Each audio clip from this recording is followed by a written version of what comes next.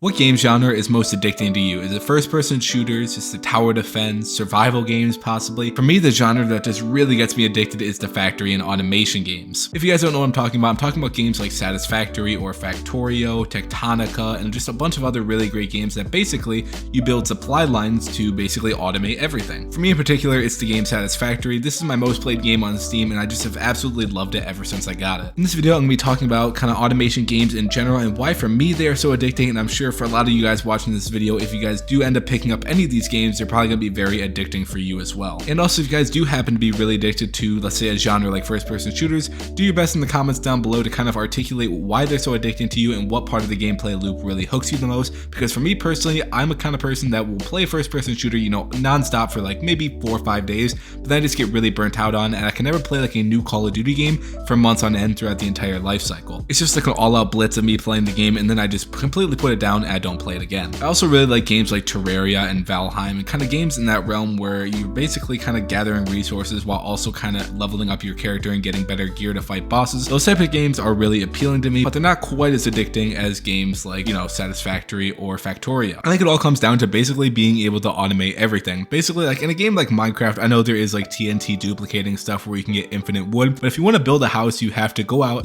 get all the wood and the stone by hand. Or in a game like Satisfactory, to build different foundations and walls, to get all the different resources that you need to build that, you can have it all completely automated. So basically you can have systems built up that you can basically build whatever you want and have the materials to build without even having to go out. Because I was kind of thinking why I kept getting bored of Valheim, and it was kind of like, I'm always going out and getting wood for building new structures and stuff like that. I really like building in games, so going out and actually getting the raw materials to build with is always just a little bit frustrating for me because I always just want to keep building and not have to go out, put down whatever I'm doing and then go out and get materials. Where in Satisfactory, to build foundations, you need like iron plates and concrete. You get a limestone node, you can automate concrete. You get an iron node, you can automate the iron plates. And you can just always have those running and you can keep upgrading them, and you don't even need to, put down what you're doing to build. You just hop into your storage thing, grab some more of the resource, and bam, you're good to go. Like I said, I've played the most Satisfactory, so I'm pretty much going to be using that for all the analogies in this video. If a factory and automation game sounds at all appealing to you, I'd highly recommend picking up this game because this game is just so good. It's only on PC, unfortunately, I believe, but honestly, you guys should just definitely pick it up. It is such an amazing game. Yeah, there's just so many things that you can do in Satisfactory. There's so many different things that you have to manage and that are going on at once.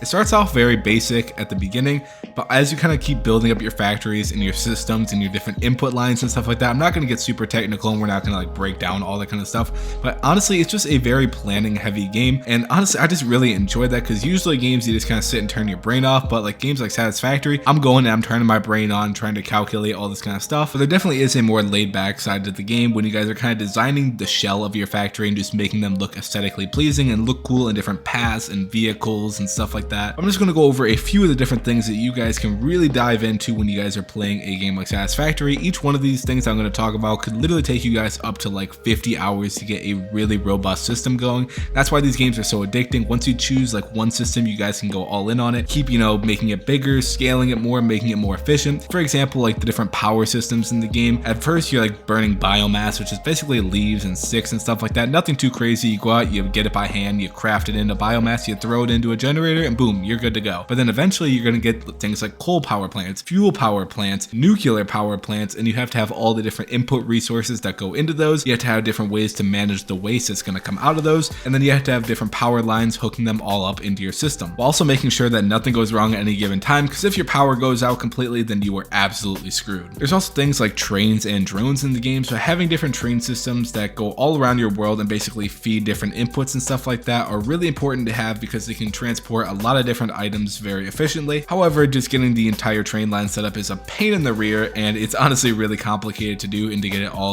going perfectly. But honestly, when I started working on that project, I just sunk, a couple days of my life into that, and it was really tedious to do and really frustrating. But once it's all like working and your system is perfectly efficient and it's all going perfectly smooth and as according to plan, oh my god, like I cannot describe that feeling of how good it feels that all your stuff is actually working. But when playing a game like Satisfactory and being as stupid as I am, most of the time it's not working and I'm just spending hours troubleshooting, which is quite the process, I will tell you that. And like I just said, power and transportation things, I'm not even getting into the main production lines of making better things. Basically, you have this thing called the space elevator that you have to build certain parts for, and the more you upgrade your space elevator, the more difficult these parts are to craft, and these parts that you're crafting eventually, once you get kind of higher up in the tiers are gonna be like 50 different things combined into different things that combine into different things that eventually will make the part that you want, but you need many different assembly lines going to actually craft the things that you need to combine, and different assemblers and constructors and manufacturers, and you have all these different lines going everywhere, and before long you have a just spaghetti array of conveyor belts that are going everywhere that you have no clue where anything is. So that's kind of what happened on my first playthrough of the game, and then my second playthrough and every playthrough since, I decided that I'm really going to take my time, make sure that everything is very neat, orderly, all the different conveyor belts are going to where they're supposed to be in a nice straight line, and they all are just laid out in a more meaningful manner. Now if you guys have never played Satisfactory, all this stuff is probably sounding a little bit daunting to you, and if you guys have played Satisfactory, you guys are probably like, oh my god, yeah, it's like the best thing ever. I'm assuming if you guys are watching the video to this point that you guys probably have Satisfactory, because if you don't have the game, I don't see why you would sit for what, like 5 minutes now just listening to a guy talk about a game that you have no clue about.